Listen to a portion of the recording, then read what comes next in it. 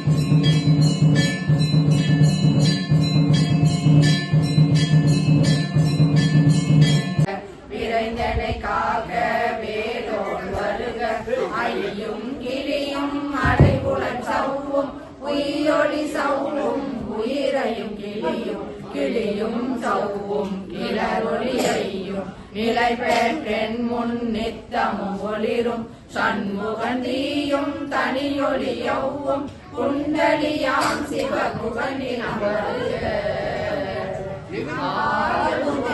மணிமுடியாரும் நீரிரு நெற்றியும் நீண்ட புருவமும் பன்னிரு கண்ணும் பவள செவ்வாயும் நன்னெறி நெற்றியில் நவமணி சுட்டியும் ஈராறு செவியில் இலகு குண்டலமும்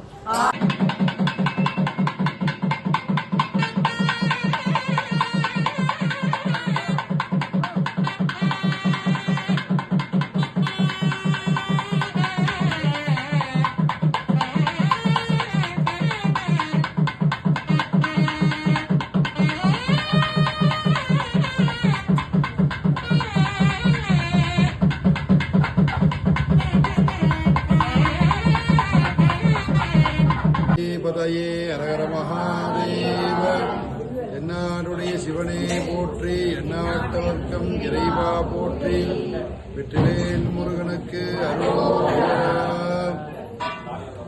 எல்லாமல்ல குரோம்பேட்டை குமரபுரம் ஸ்ரீ பாலசுப்பிரமணிய பெருமானுடைய ஆலயத்துடைய மகா கும்பாபிஷேக வைபவமானது இன்றைய தினம் சீரம் சிறப்புமாக நடைபெற்றது.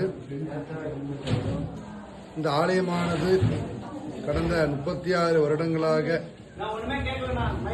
இந்த பகுதியிலே இருந்து எல்லோருக்கும் எல்லாவிதமான நல்வளங்களை எல்லாம் அருளுகின்ற கடவுளாக இந்த பகுதியிலே முருகப்பெருமான் விளங்குகின்றார்.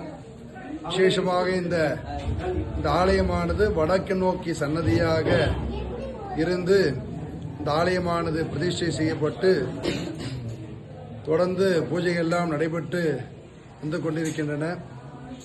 இந்த வடக்கு பார்த்த சன்னதியானது ரொம்ப விசேஷமானது. குபேர யோகம் என்று சொல்லக்கூடிய யோகத்தை தரக்கூடிய அந்த வடக்கு திக்கிற்கு குபேரன் அதிபதியாகுவார். குபேரன் வந்து செல்வத்திற்கு வந்து அதிபதி. அதனால வடக்கு நோக்கி இருக்கக்கூடிய முருகன் சன்னதி யாரெல்லாம் தரிசனம் செய்கிறார்கள் அவருக்கெல்லாம் அந்த குபேர சம்பத்து என்று சொல்லக்கூடிய அந்த தானியமானது தொடர்ந்து அவர்களுக்கெல்லாம் அந்த அனுக்கிரகமானது கிடைக்கப்பெறும். அதே போல திருமணமாகாத ஆண்கள் பெண்கள் எல்லாம் செவ்வாய்க்கிழமை தோறும் 6 வாரம் தொடர்ந்து இந்த ஆலயத்திற்கு வந்திருந்து செவ்வரளி புஷ்பத்தை முருகப்பெருமானுக்கு சாற்றி அந்த புஷ்பத்தாலே அர்ச்சனை செய்து வழிபாடு செய்தால் அவர்களுக்கெல்லாம் உரிய காலத்திலே திருமணமானது நடைபெறும். அதே போல குழந்தை பாக்கியம் இல்லாத தம்பதிகள் தொடர்ந்து செவ்வாய்க்கிழமையிலே வந்திருந்து செவ்வரளி புஷ்பத்தினாலே முருகப்பெருமானை அர்ச்சித்தால், தீபம் ஏற்றி அர்ச்சித்தால் அவர்களுக்கு உரிய காலத்திலே அந்த குழந்தை பாக்கியமானது ஏற்படும்.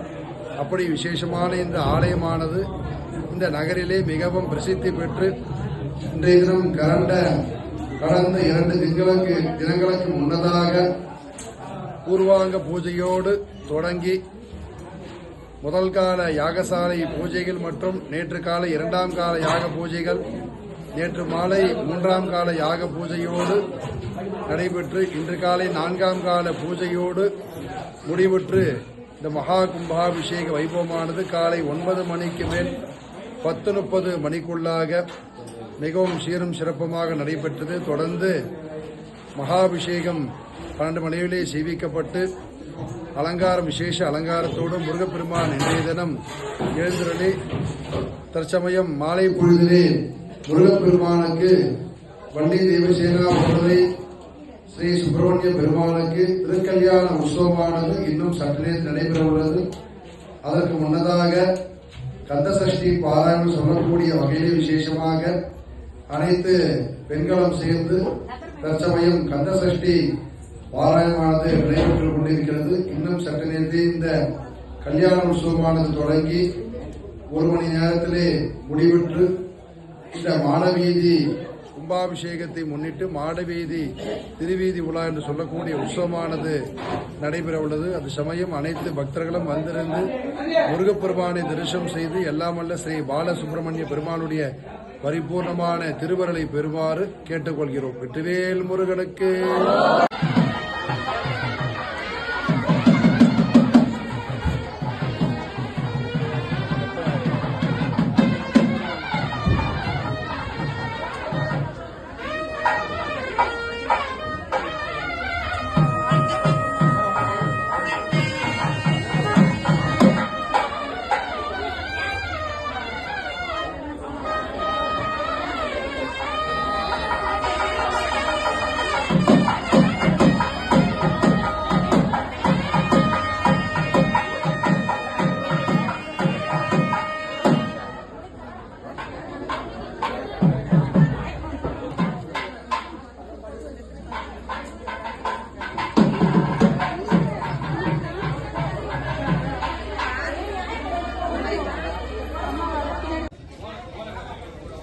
ஒவ்வொரு கிரியைகளாக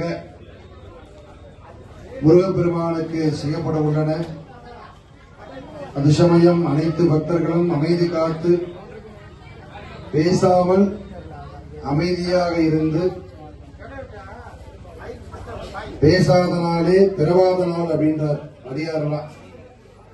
நம்ம பேசாம இருக்க நாள் கிடையாது. சுவாமியுடைய அவருடைய பிரபாவம் அவருடைய மகிமையெல்லாம் பேசாத நாள் வீண் அப்படின்னு சொல்றார்.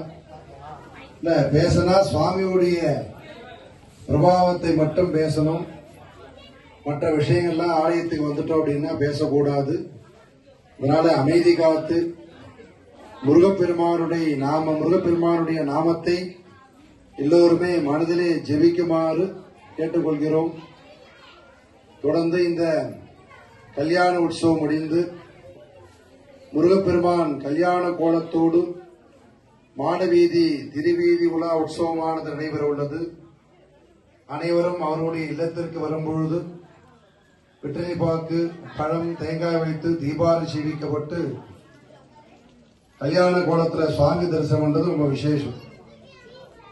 அதனால கல்யாண உற்சவத்தை தரிசனம் பண்றதே ரொம்ப நமக்கு சிறப்பு. அதை விட சுவாமி என்ன பண்றாரா, மாட வீதி உலா வந்து சாம்பவி தீட்சைன்னு எல்லா பக்தருக்கும் அந்த தீட்சையை வந்து பண்ணியிருக்கிறாரா சுவாமி. யாருன்னா வயசானவா இருக்கா, கோயிலுக்கு வர முடியல, நடக்க முடியல அப்படின்னு சொன்னா அவர்கள் எல்லாம் அந்த சுவாமி மாட வீதி உலா வரும்போது தங்களுடைய வாசல்ல வந்து சுவாமியை தரிசனம் பண்ணாலே அந்த புண்ணியமானது அவருக்கு ஏற்படுமா. இதற்கு சாம்பவி தீட்சைன்னு பேரு. அதனால சுவாமி வந்து நமக்கு வந்து எவ்வளவு விதமான கருணையோடு எல்லா விதத்திலும் நமக்கு எல்லாம் அனுகிரகம் செய்ய சுவாமியானவர் இருக்கிறார். அதனால எல்லோருமே அந்த கல்யாண உற்சவத்திலே பங்கு கொண்டு அமைதி காத்து எல்லாம் வல்ல ஸ்ரீ வள்ளி தேவசேனா உடனுரை சுப்பிரமணிய பெருமானுடைய பரிபூர்ணமான திருவருளை பெறுமாறு ஆலய விழாக்குழு சார்பாக கேட்டுக்கொள்கிறோம். வெற்றிவேல் முருகனுக்கு